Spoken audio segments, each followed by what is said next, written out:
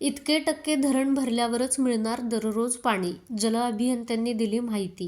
देवा टकली करे बाबा, मला एकदाची टकली कर। का पुरुष टकले आहेत तेवढे बस नाही का? अहो काय करू, बॉबकट करायला सुद्धा केसच राहिले नाहीत। पूर्वी आई आजी घरीच तेल करायच्या, दाट लांब सडक सुळसुळीत केस असायचे, गळायचेच नाहीत। पण आता आई आजीलाच तेल करता येत नाही ना, मग काय करायचं? काळजी नको, तोडकर संजीवनीनं तयार केलेलं आई आजीच्या हातचं तेल केस प्रभा अल्मंड प्लस तेल, लहानांपासून मोठ्यांपर्यंत उपयोगी तोडकर संजीवनीचे केस प्रभा सर्वत्र उपलब्ध। ना याचं ना त्याचं, आमचं तेल आई आजीच्या हातचं। ऐन पावसाळ्यात कोल्हापूर शहरावरती भीषण पाणी संकट ओढवलंय। सर्वत्र पाऊस पडत असताना कोल्हापूर शहराला मात्र आता दिवसाआड पाण्याचा सामना करावा लागतोय। शहराला पाणी पुरवठा करणाऱ्या काळमावाडी धरणात पुरेसा पाणीसाठा उपलब्ध नाही, हे यामागचं मुख्य कारण आहे। चिंतेची बाब म्हणजे एकीकडे धरणात पाणी कमी आहे, तर दुसरीकडं काळमावाडी धरणाला लागलेल्या गळतीमुळं मोठ्या प्रमाणावरती पाणी वाया जात आहे। प्रशासनाच्या या ढिसाळ कारभारामुळं कोल्हापूरकरांना पाण्यासाठी वणवण करावी लागतेय। या संपूर्ण परिस्थितीवरती माझा महाराष्ट्र न्यूजशी बोलताना महापालिकेचे जल अभियंता हर्षजित घाटगे यांनी जोपर्यंत काळमावाडी धरण 75% भरत नाही तोपर्यंत कोल्हापूर शहराला दिवसाआडच पाणी पुरवठा केला जाईल, असं त्यांनी स्पष्ट केलं। नमस्कार, मी हर्षजित घाटगे, जलअभियंता कोल्हापूर महानगरपालिका। सद्यस्थितीत आपल्याला सर्वांनाच माहीत होतं की पावसाने मे आणि जून महिन्यात जरा ओढ दिल्यामुळं आपण एक दिवसाआड पाणी पुरवठा चालू केलेला होता। त्यामुळे जे धरणात पाण्याची पातळी होती ती खूप कमी झालेली होती। महापालिकेला 2 सोर्समधून पाणी येते, एक राधानगरी धरणातून आणि मेजर जे आहे ते काळमावाडी धरणातून।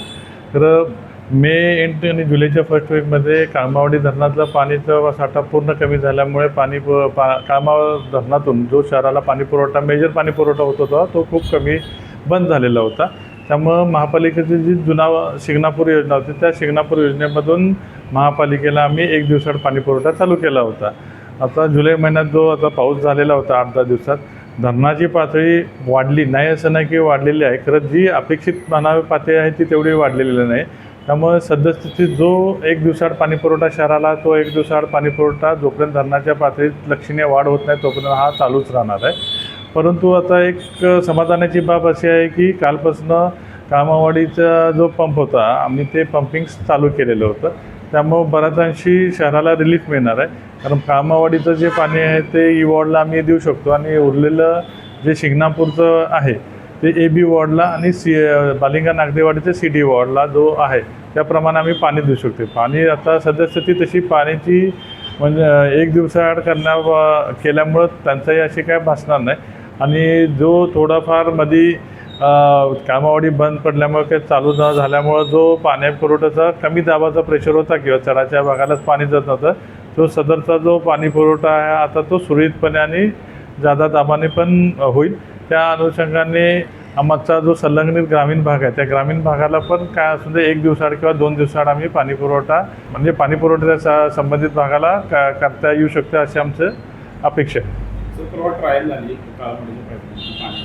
काही ठिकाणी पाणी लिकेज होतं, गळती होती, ती काय त्या संदर्भात नाही, काळमावाडीचा विषय जो आहे तो कुठेही थेट पाईपलाईनमधून आमच्या पोईकडेला जे पाणी येते 53 किलोमीटर तिथं कुठंच गळती नाही आहे। आता शहराअंतर्गत जे अमृत एक योजनेमधनं पाणी पुरवठ्याच्या लाईन्स टाकलेल्या आहेत त्या लाईन टाकलेल्या आहेत त्या थोड्याशा क्रॉस कनेक्शन्स किंवा इतर काही कामामुळं ते आधीमध्ये कुठंतरी लिकेजेस होतात किंवा हाय प्रेशरमुळे ते लिकेजेस व्हायला लागले असं बऱ्याच अंशी जाणवलेलं आहे। बऱ्याच अंशी आम्ही क्रॉस कनेक्शन केल्यानंतर जेव्हा ट्रायल घेत होतो त्यावेळेला कुठंतरी गॅप क्लोजिंग राहिला असेल किंवा एंड कॅप लावायची राहिली असेल, त्यामुळे ते पाणी बाहेर येतानाच दिसत होतं। किंवा 1-2 ठिकाणी जे काम केलेलं होतं जसं तुम्हाला निर्माण चौकात असेल किंवा या चौकात हॉकी स्टेडियम चौकात असेल तिथं ऑलरेडी काम केलेलं होतं, त्यातनं थोडं लिकेज झालेलं होतं। तर महापालिका स्तरावर जी काय लिकेजेस आहे ती काढायची पण कारवाई चालू आहे। या व्यतिरिक्त अमृत एक च्या ठेकेदाराकडून जिथं अमृत योजनेमध्ये जी काय गळती चालू असेल ती पण गळती काढण्याचं काम चालू आहे। त्यामुळं ही निरंतर प्रोसेस आहे की गळती कुठंतरी उद्भवती काहीतरी कारणामुळे होते, कुठं रस्ता करत असताना, कुठं पाईपलाईन खुदाई करत असताना, OFC केबलची खोदाई करत असताना किंवा गॅस पाईपलाईन खुदाई करत असताना, तर ती ज्या त्यावेळेस आम्ही जर निदर्शनास आल्यावर लगेच त्याची दुरुस्ती नेक्स्ट याला करून घेतो, जेणेकरून बाबा पाणी पुरवठा कुठेही विस्कळीत होणे आणि सुरळीत व्हावा याची आम्ही दक्षता घेतो विभागातर्फे.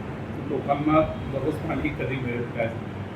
नाही, माझ्या मते जोपर्यंत कामावाडी धरणाची सबस्टॅन्शियल पाणी पातळी जी आहे ती वाढत नाही. साधारण मी माझं वैयक्तिक सांगतो की बाबा 75% जरी हे झाली पाण्याची पातळी भरली तर आम्ही एक दररोज करू शकतो.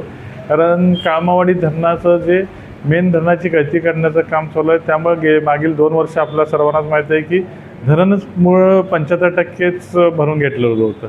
तर धरणाची कपॅसिटी जी आहे 27 TMCच्या आसपास ती जर भरून घेतली तर आम्हाला काही अडचण नाही की बाबा पूर्ण वर्षभर आम्हाला दररोज पाणी द्यायला काही अडचण राहणार नाही.